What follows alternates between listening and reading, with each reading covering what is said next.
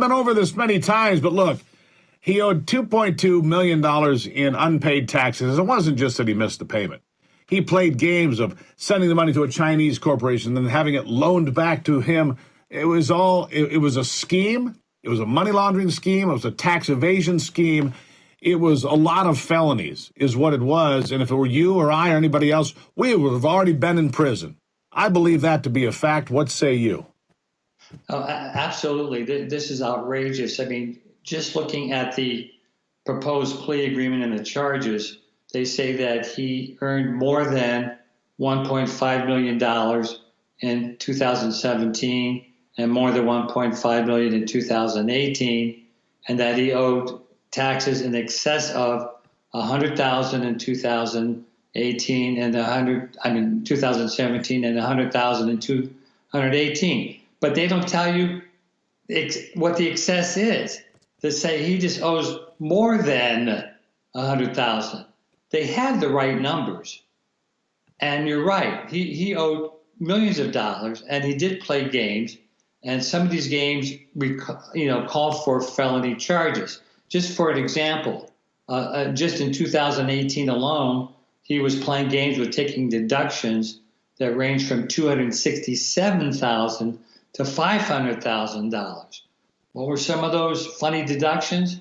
Well, he deducted $10,000 for joining a golf club. Turns out the golf club is a sex club. He also deducting payments to employees and hotel rooms when these were his girlfriends and prostitutes.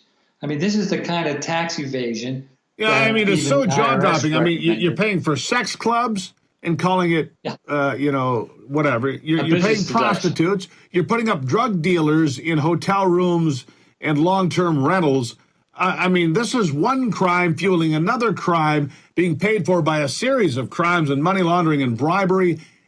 And he gets 2 misdemeanors and a felony that will go away if he behaves himself, because he'll never be down at the soup kitchen slinging potatoes like most people in, doing community service. He won't mow the lawn at the local courthouse doing community service. He won't do doodly squat. And he won't do 1 minute of jail time for something that would have sent you or I or any other American to jail for an extended period of time. And that is what's outrageous, Paul.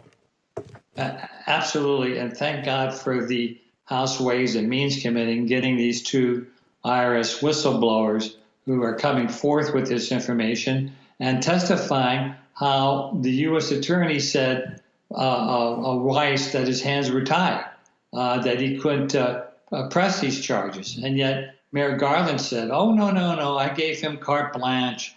He can file any charges as he wants. Somebody's lying here, and they had to get both these guys under oath before Congress and get to the bottom of this, because this sweetheart deal really stinks to high heavens.